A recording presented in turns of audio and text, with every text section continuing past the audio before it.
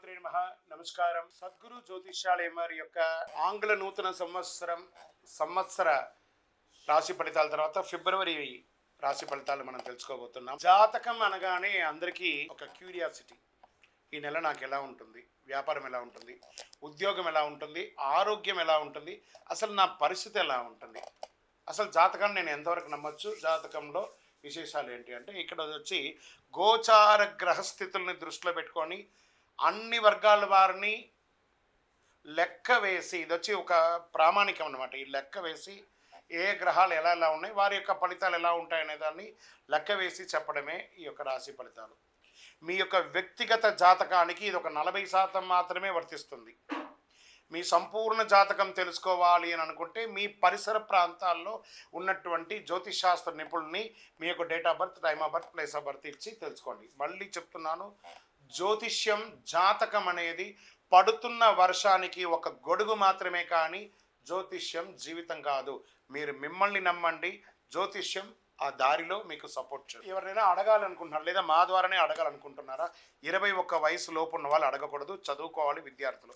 60 వయసు దాటిన తర్వాత మీరు అన్నీ అనుభవించేశారండి, అన్నీ తెలుసు మీకు.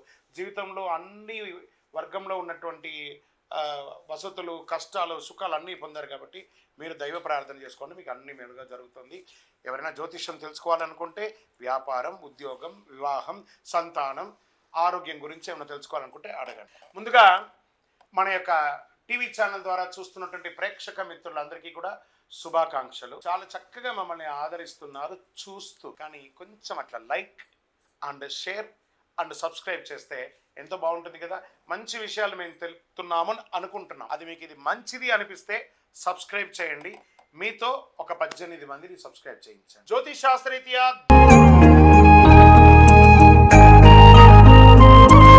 జ్యోతిషాస్త్రరీత్యా ద్వాదశ రాశుల్లో 5వ రాశి అయినటువంటి సింహరాశి మిత్రులారా, మీరు మకా నక్షత్రం 1, 2, 3, 4 పాదములు, పుబ్బా నక్షత్రం 1, 2, 3, 4 పాదములు, ఉత్తరా నక్షత్రం మొదటి పాదానికి జన్మించిన మీరు సింహరాశి వారిగా పరిగణించబడుతున్నారు.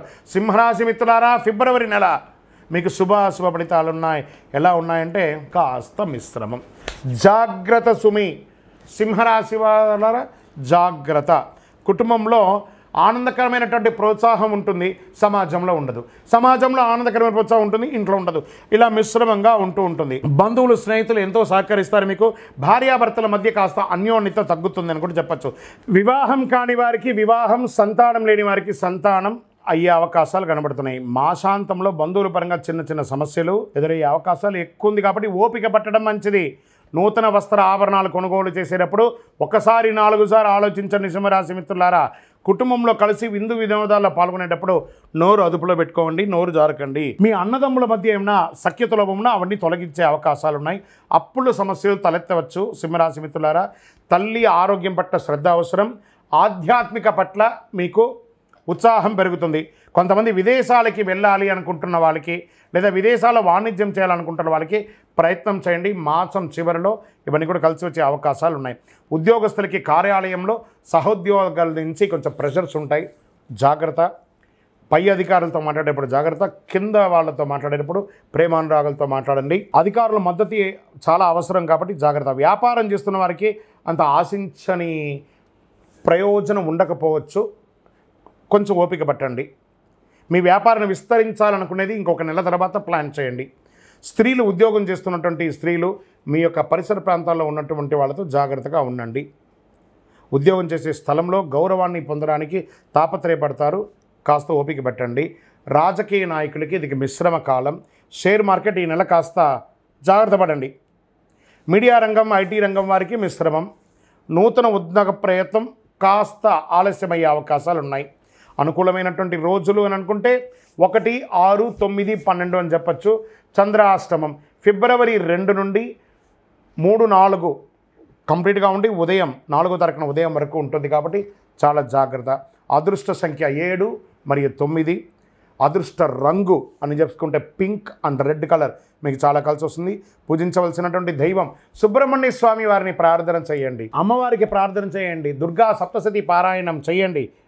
మంగళవారాల్లో ఆదివారాల్లో సుబ్రహ్మణ్య స్వామి భుజంగం పారాయణం చేయండి. దుర్గాదేవికి వీలుంటే ఒక చండీ హోమం చేయండి. దైవ ప్రార్థన అనేది చాలా ముఖ్యం. పేదవాళ్ళకి ఒకరోజు కడుపు నిండా భోజనం పెట్టండి. ఇకను అతి శక్తివంతమైనటువంటి కరుంగాలి మాలను ధరించండి. ఆరోగ్యంగా ఉంటారు. ఆరోగ్యానికి ఇది చాలా ముఖ్యం.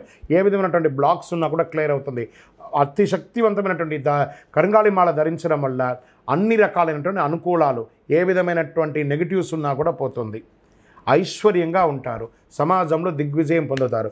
ఇంకనో మీ యొక్క వ్యక్తిగత జాతకం తెలుసుకోవాలనుకుంటే కింద కనబడుతున్నటువంటి మా నెంబర్కి, మళ్ళీ సింహరాశి మిత్రులారా మీకు ఒక చిన్న ఇది రిక్వెస్ట్తో కూడినటువంటి మాట, ఈ నెల జాగ్రత్త.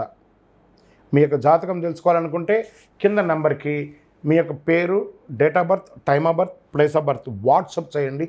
కాల్ చేయకండి. మీకు మా ఆఫీస్ నుంచి మీకు రిప్లై వస్తుంది. దాని తర్వాత మీరు మాట్లాడవచ్చు. తెలుసుకున్నటువంటి యొక్క మిత్రులారా మీరందరూ కూడా ఆయురారోగ్య ఐశ్వర్య భోగభాగ్యాలతో ఉండాలని అఖిలాండ కోటి బ్రహ్మాండ నాయకుడు అయ్యప్ప స్వామి వారిని ప్రార్థన చేస్తున్నాను.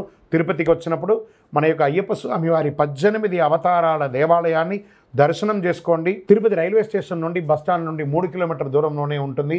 మీరందరూ యోగక్షేమంగా ఉండాలని ఆ అయ్యప్ప స్వామి వారిని ప్రార్థన చేస్తున్నాను.